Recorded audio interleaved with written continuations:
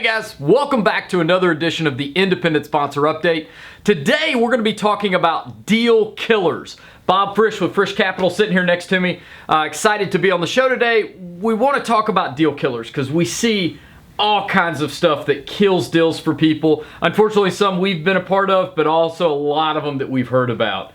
And so we're going to have a whole series of these that we're going to do, but the one today I want to talk about is one that we see a lot, which is confusing interest with certainty of close. And I want to set the stage because this is usually how this goes. We get a phone call, me or you or somebody gets a phone call, and somebody says, hey, I had 90 days of exclusivity. I got down to, day 65, and all of a sudden this group, they told me they were interested in doing my deal, and they backed out at the last minute. And so they put all their eggs into that basket. I mean, it's heartbreaking. I hate it when we get these phone calls. Yeah, it's a real problem. They actually, independent sponsors have to be incredibly astute not to fall into that trap of someone expressing interest in their transaction versus really getting to the finish line and closing the deal. Yeah, because if you think about it, let's step back and look at the industry for a second, because capital providers, their job is to put money to work. So they want to see deals. So as an independent sponsor, if you've got a deal under LOI, unless it's not an industry fit or there's something grossly out of proportion with the deal where they wouldn't want to do it, everybody I know is going to tell you they want to see your deal or they're interested in seeing your deal. But it's that confusing interest with certainty of close that we see people get caught up in all the time.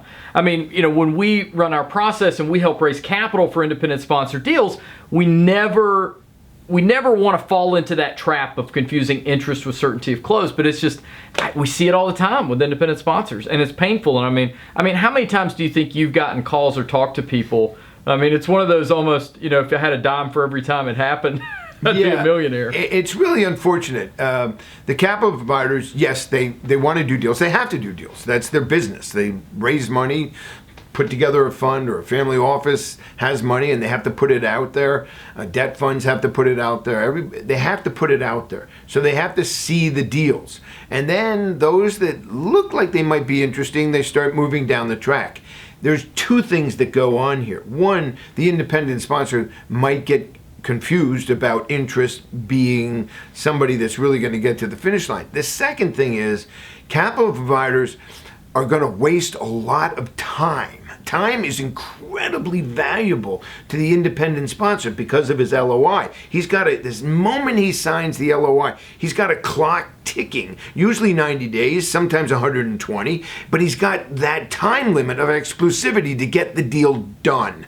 And as a result, every day that goes by where he mistakes the interest for someone that's going to get the deal done is a day he's losing if that person falls out of bed. And they fall out of bed. They do it. One of the things our firm does, and Drew, you're right here in the center of the cyclone with us, is we absolutely make sure that we have backups to the people that are putting in and have expressed interest, and we go and others that expressed interest, so we know certainty of closing is so important, and they can't waste their time answering all these questions that someone who has expressed interest in and then lose 2, 3, 4, 5 days out of a 90-day exclusivity. Time and time again, we see this with independent sponsors. They've got a lot on their plate, a lot. And to mistake somebody that just says they're interested, or yes, we really love it, we've heard that, oh, this is a deal for us, we know these guys are great and everything, and they still drop out of bed. So the point is, people drop out of bed for reasons that the person that you're dealing with never in their wildest imagination. Sometimes we have, they go to their limited partners, and some limited partner, oh no, I did a deal in that industry, pumps, valves, whatever, worst deal I've ever done, I'm never going to do another deal. And then they walk away from the deal. Well, if you're 45 days or 65 days or whatever you said into your LOI, you're screwed. And that's probably not a good thing to say on camera, but right. You're in trouble. It is, and you know, and to be very clear, it's not out of ill intent that this happens, but just there's a lot of reasons that capital providers end up not getting to the finish line. And so the key lesson that we just want to reiterate is, unless you know and you've been working with that capital provider from the beginning, which a lot of people do, and if somebody's just saying they're interested, don't confuse interest with certainty of close. Yeah, and be really careful. Your deal is the most valuable thing you have. It's incredibly valuable. You're going to get economics, you're going to get a good deal, you're going to move on, and you've got this portfolio company that you own a major chunk of, whether you put in some money or don't put in some money with your promote. So be really careful. We see that in our clients all the time, that we advise them, and we do have backups to everybody that's ever doing our deals. Absolutely. Well, Bob, thanks for being on the show again today. Check out our other episodes of the Independent Sponsor Update, and check out Frisch Capital online at frischcapital.com. That's Frisch. Check it out in the show notes. Don't forget to subscribe, and we look forward to seeing you on a future episode. Thanks, Bob. Thanks, Drew.